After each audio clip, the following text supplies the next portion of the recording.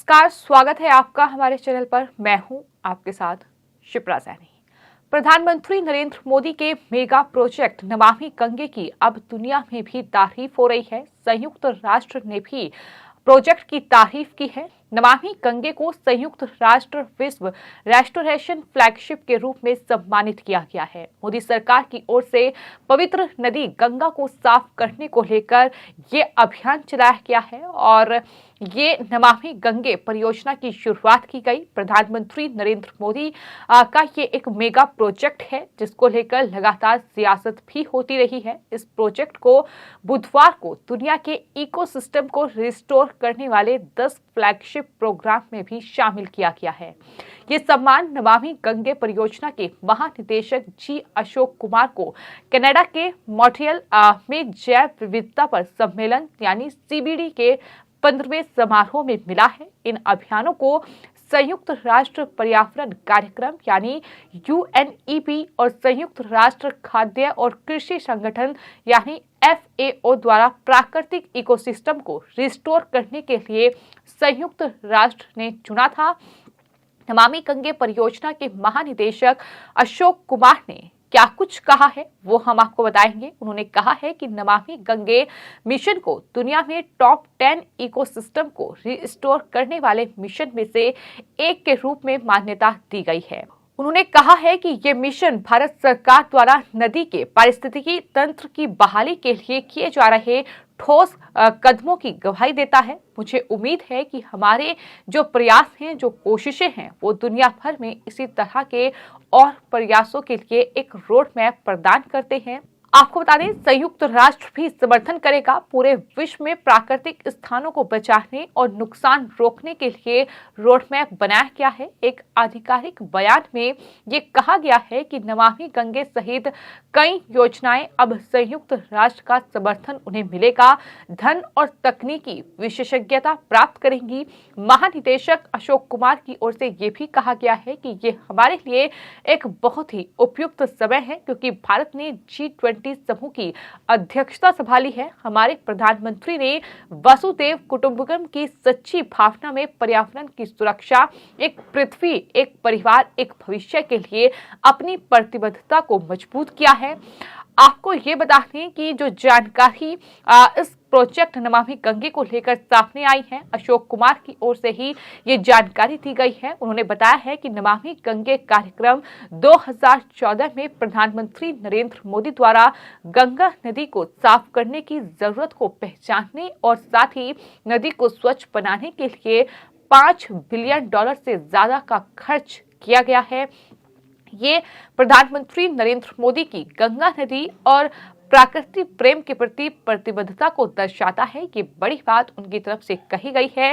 लेकिन जैसे ही ये बड़ी खबर सामने आई कि संयुक्त राष्ट्र ने इस परियोजना को विश्व रेस्टोरेशन फ्लैगशिप के रूप में सम्मानित किया है, वैसे ही तमाम लोगों के ट्वीट भी सामने आए और इसी कड़ी में प्रहलाद सिंह पटेल ने नमामि गंगे को संयुक्त राष्ट्र विश्व रेस्टोरेशन फ्लैगशिप के रूप में सम्मानित किया जाना सभी देशवासियों के लिए गौरव का पल है, ये लिखा। और 60 देशों के 160 से ज्यादा प्रोजेक्ट के बीच जगह बनाई है। भारत के इस प्रोजेक्ट ने नमामि गंगे, जो कि गंगा को साफ सुथरा रखने के लिए इसकी शुरुआत की गई और इस तरह से उन्होंने इस पर खुशी जाहिर की है। जाहिर तौर पर ये भारत के लिए एक बड़ी उपलब्धि है, एक सर्वश्रेष्ठ उदाहरण में से एक है क्योंकि इस पूरे प्रोजेक्ट को लेकर लगातार सियासत भी होती रही है। विपक्ष की ओर से लगातार सवाल खड़े किए गए हैं कि जहां करोड़ों रुपए इस प्रोजेक्ट पर खर्च किए जा रहे हैं लेकिन अभी भी गंगा साफ सुथरी नहीं है। लेकिन आपको ये बता दें कि अब इस पूरे प्रोजेक्ट की सराहना जो है वो विश्व भर में हो रही है। दुनिया के तमाम बड़े देश इस प्रोजेक्ट की सराहना कर रहे हैं, इस प्रोजेक्ट के कायल हैं।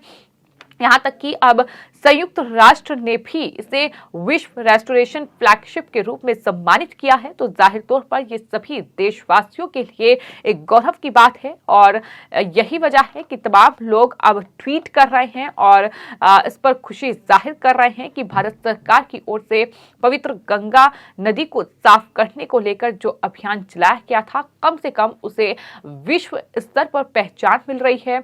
वो लगातार उपलब्धि भारत सरकार सरकार ये हासिल कर रही है और इस वजह से तमाम लोगों के ये ट्वीट सामने आ रहे हैं। लेकिन आपको ये बता दें कि इससे पहले इलाहाबाद हाईकोर्ट ने ही इस प्रोजेक्ट को लेकर सवाल उठाए थे और ये कहा था कि ये आंख में धूल झोंकने वाला प्रोजेक्ट है। इतना ही नहीं, कितना इस प्रोजेक्ट में खर्च किया गया है ये हिसाब किताब भी सरकार से इलाहाबाद हाईकोर्ट ने मांगा था। गंगा को प्रदूषण मुक्त करने के मामले में सरकारी विभागों की उदासीनता पर नाराजगी उस वक्त इलाहाबाद हाईकोर्ट की ओर से जताई गई थी।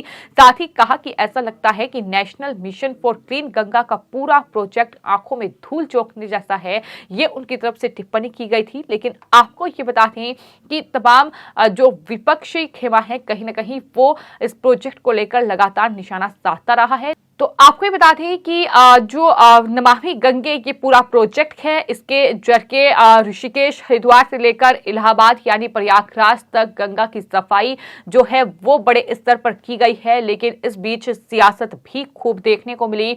कहीं ना कहीं बीजेपी यह कह सकते हैं कि मोदी सरकार के जो नेता थे, जो उनकी ही पार्टी के नेता थे, वही उन्हें घेरते नजर आए। यहाँ तक कि जो सांसद हैं वरुण गांधी, जो कि अक्सर सरकार पर हमलावर नजर आते हैं, उनकी तरफ से इसको लेकर सवाल उठाया गया और पूछा गया कि 11,000 करोड़ रुपए खर्च होने के बाद भी आखिर प्रदूषण क्यों है। तो इस तरह से इस पूरे मामले पर सरकार को घेरने की पूरी कोशिश हुई। लेकिन आज अगर संयुक्त राष्ट्र की ओर से इस तरह से इस प्रोजेक्ट को सम्मानित किया जाता है तो जाहिर तौर पर ये उन तमाम लोगों के मुंह पर करारा तमाचा है जो कि नमामि गंगे प्रोजेक्ट पर लगातार सवाल उठा रहे थे, सरकार से खर्चे का हिसाब मांग रहे थे। इतना ही नहीं, प्रदूषण अभी भी गंगा में है। लेकिन अभी भी आपको ये बता दें कि लगातार इस प्रोजेक्ट के जरिए गंगा की सफाई का काम जारी है।